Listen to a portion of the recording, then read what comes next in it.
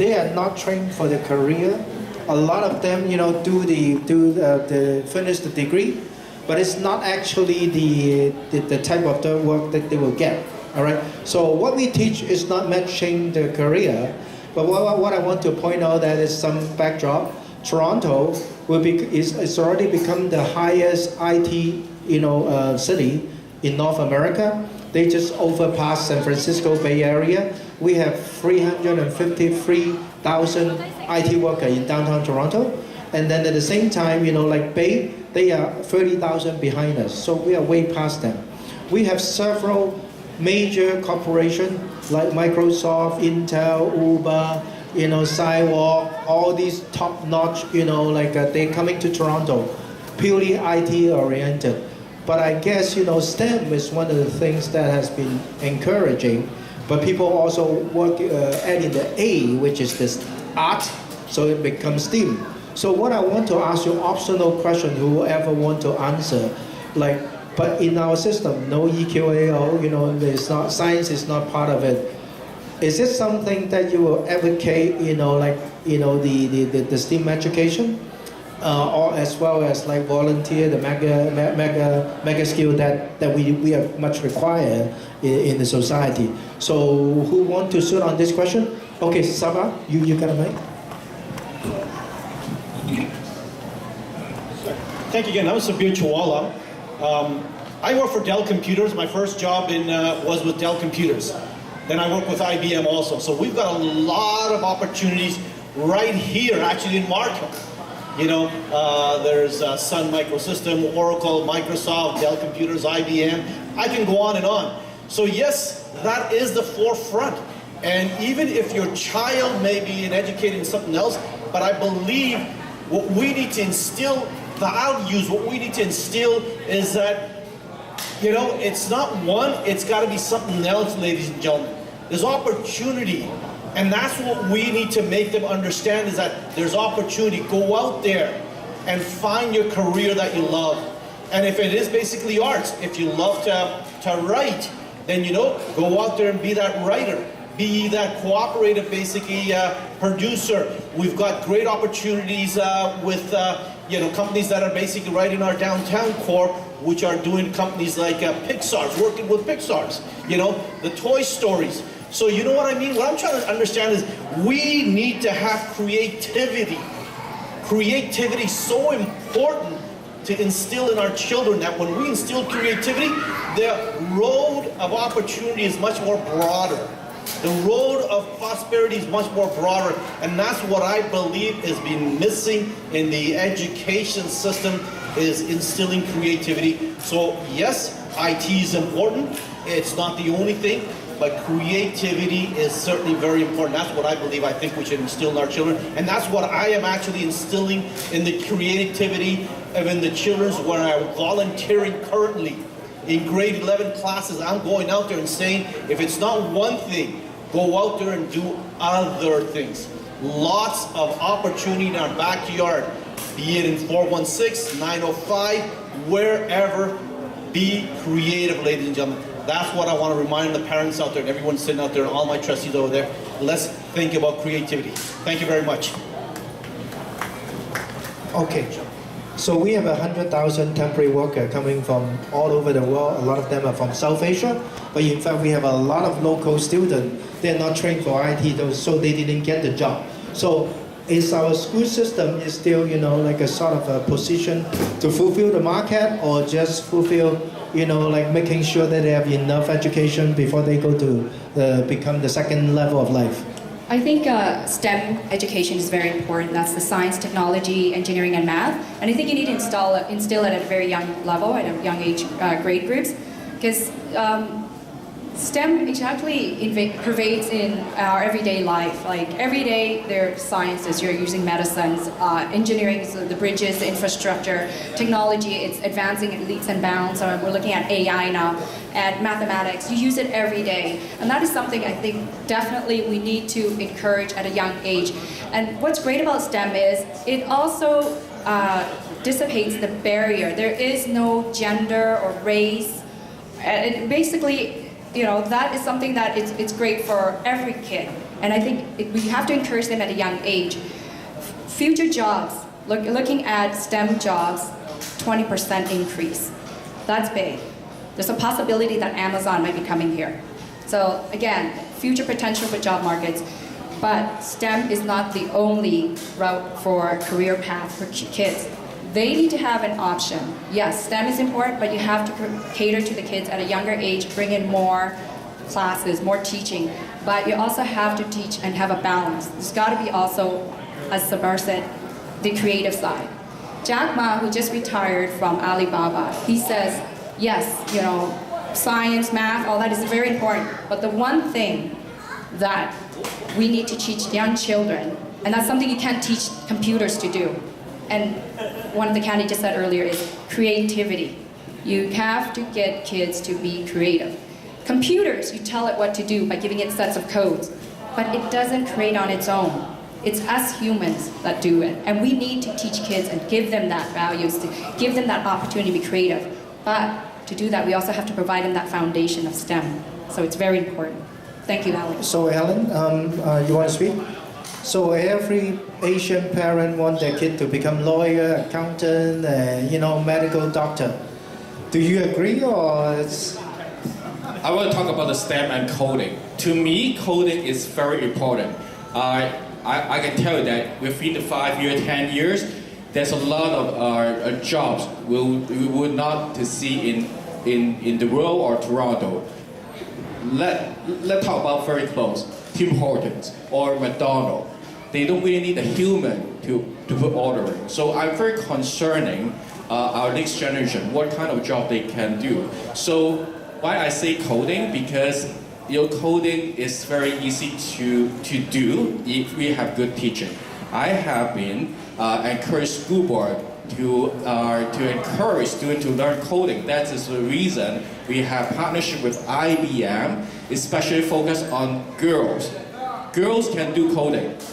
Girls, if you can have a very good teachers and resources, they can do coding. And very happy that we have several, when I mentioned school, working with IBM, we have first time coding training for them. So, but we need Ontario to listen, because we've been pushing Ontario, Ministry of Education, to put coding, STEM, on the curriculum. But they haven't done that. So I will try my best to encourage Ministry of Education to have the curriculum on STEM, including coding, in the next term, and hopefully we have prepared our next generation earlier to prepare the next, the future, especially when more coding requirement like app or kiosk, robotics as well. And manufacturing, they're not using human, they're using robotics. To help our children be prepared for the next future for the career. Thank you. Ron? Thanks, Alan, and all my friends here. I'm not going to continue to talk on the benefit of the STEM. I think one of the elements that we mentioned right now, with this competitive world, the STEM is kind of like a requirement for us to, after graduation, to come out to get a decent a job, a decent career. However, with this technology-driven world, nowadays, our kids, I was thinking, I have created this word myself. We are finger-driven. Nowadays, that we don't need to do a lot of communication. I think on top of the STEM, school board or at any level, in parents level, we need to able to help our kids to communicate their idea. A lot of the job, you can have a super resume, but you can fail at the job interview. Let's face it, if you don't know to communicate what you have inside yourself, which is a great product by the STEM, you need to able to express that element and quality towards the employer who may be hiring you. This is all I want to say on top of the great quality for STEM education. Communication nowadays is different than 20 years ago because we don't have our smartphone. Now every parent, every kid have a smartphone. When you go to a restaurant, it is the saddest thing that to see that is the parent is looking at the smartphone, the kid is looking at, we have 4 smartphones in the same table of 4 people. Thank you. Okay, thank you. I'm going to close this question. So I have one more question, and then we're going to do the wrap up. All right. So the question that I had: mental health in the school system. This is according to TDSB, the census. In the last 2 times, consistently 70% kid is under pressure. Whether it's peer pressure, pressure from the family, or worry about future. We are talking about 70%. It's not like they are freak out, but they have a lot of concern. How do we maintain the climate, the school climate, which is a lot of your parent council, the school climate is very important. How do you maintain or balance the mental health? Not only is not good for us, but it's not good for the student when they're part of the grown up. That will hinder the future growth. So who wants to speak on this? Okay, we'll start with Sonia and Barbara. Yeah. And then we'll move on to Saba Shavala. Hello, I'm Sonia Baber again, running for school trustee for Ward 7 and 8. To answer Alex's question about mental health, he mentioned that many of us sit on that parent council, and how do we address that? I think our role as trustees or candidate trustees is to help parents, encourage them to have courageous conversations with their children.